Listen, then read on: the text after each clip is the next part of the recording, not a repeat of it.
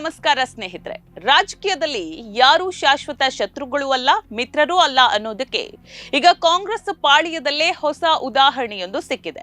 ಸಿದ್ದರಾಮಯ್ಯ ಅವರ ಅತ್ಯಂತ ಆಪ್ತ ವಲಯದಲ್ಲಿ ಗುರುತಿಸಿಕೊಂಡಿದ್ದ ಜಮೀರ್ ಅಹ್ಮದ್ ಖಾನ್ ಈಗ ಸಚಿವ ಸ್ಥಾನಕ್ಕಾಗಿ ಸಿಎಂ ಡಿಕೆ ಶಿವಕುಮಾರ್ ಅವರತ್ತ ಮುಖ ಮಾಡಿದ್ದಾರೆ.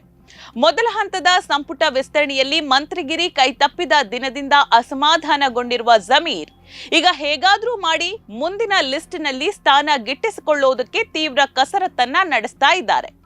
ಕೇವಲ 3 ದಿನಗಳ ಅವಧಿಯಲ್ಲಿ 2 ಬಾರಿ ಸದಾಶಿವನಗರದಲ್ಲಿರುವ ಡಿಕೆ ಸಹೋದರರ ನಿವಾಸಕ್ಕೆ ಭೇಟಿ ನೀಡಿರುವ ಅವರು ಸಂಪುಟಕ್ಕೆ ಸೇರಿಸಿಕೊಳ್ಳುವಂತೆ ಡಿಕೆಶಿಯ ಬಳಿ ಗಂಭೀರವಾದಂತಹ ಮನವಿಯನ್ನ ಮಾಡಿದ್ದಾರಂತೆ.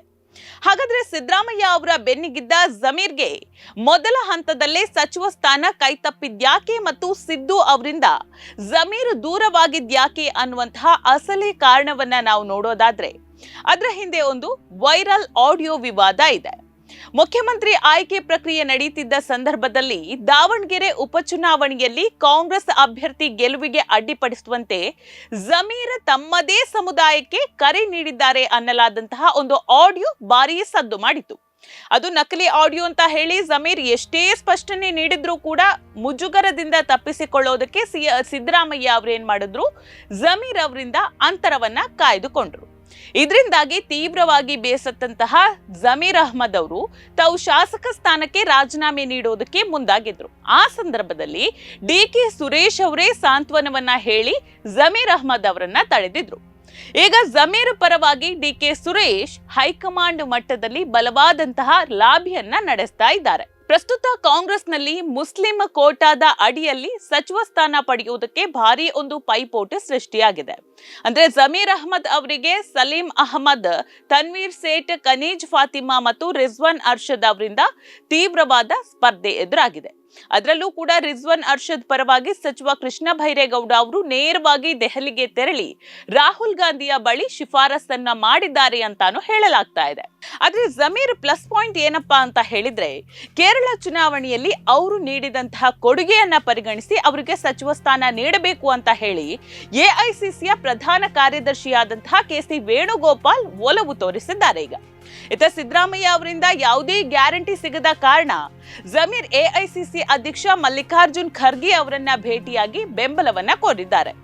ಜುಲೈ 2ನೇ ಅಥವಾ 3ನೇ ವಾರದಲ್ಲಿ ಮಳೆಗಾಲದ ಅಧಿವೇಶನ ಆರಂಭ ಆಗುತ್ತೆ. ಹಾಗಾಗಿ ಅಧಿವೇಶನ ಎದುರಿಸುವ ಮುನ್ನವೇ ಸಂಪುಟ ವಿಸ್ತರಣೆ ಪ್ರಕ್ರಿಯೆಯನ್ನ ಪೂರ್ಣಗೊಳಿಸೋದಕ್ಕೆ ಡಿಕೆ ಶಿವಕುಮಾರ್ ಕೂಡ ಪ್ಲಾನ್ ಅನ್ನ ಮಾಡಿಕೊಂಡಿದ್ದಾರೆ.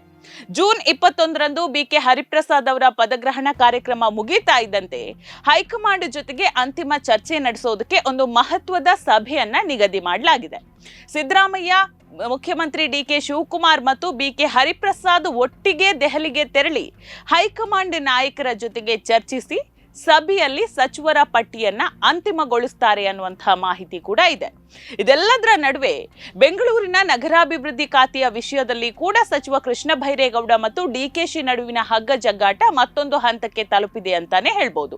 ಪ್ರಭಾವಿ ಬಿಡಿಎ ಮತ್ತು ಬಿಎಂಆರ್ಡಿಎಲ್ ಖಾತೆಗಳನ್ನ ತಮಗೆ ನೀಡಬೇಕು ಅಂತ ಹೇಳಿ ಕೃಷ್ಣ ಭೈರೇಗೌಡರು ಒಂದ್ ಕಡೆಯಲ್ಲಿ ಪಟ್ಟು ಹಿಡಿದು ಕುಳಿತಿದ್ದಾರೆ. ಆದ್ರೆ ಡಿಕೆ ಶಿವಕುಮಾರ್ ಮಾತ್ರ ಈಗ ತಾನೇ ಸರ್ಕಾರ ಅಸ್ತಿತ್ವಕ್ಕೆ ಬಂದಿದೆ, ಈಗ ಈ ಹಂತದಲ್ಲಿ ಖಾತೆಗಳನ್ನ ಪುನರ್ ಹಂಚಿಕೆ ಮಾಡೋದಕ್ಕೆ ಹೋದ್ರೆ ಅದು ವಿರೋಧ ಪಕ್ಷಗಳಿಗೆ ಒಂದು ದೊಡ್ಡ ಆಹಾರವಾಗುತ್ತೆ ಅನ್ನುವಂತಹ ಕಾರಣವನ್ನ ನೀಡಿ ಸದ್ಯಕ್ಕೆ ಯಾವುದೇ ಬದಲಾವಣೆ ಮಾಡೋದಕ್ಕೆ ಒಪ್ಪಿಕೊಳ್ತಾ ಇಲ್ಲ ಡಿಕೆ ಶಿವಕುಮಾರ್ ಅವರು.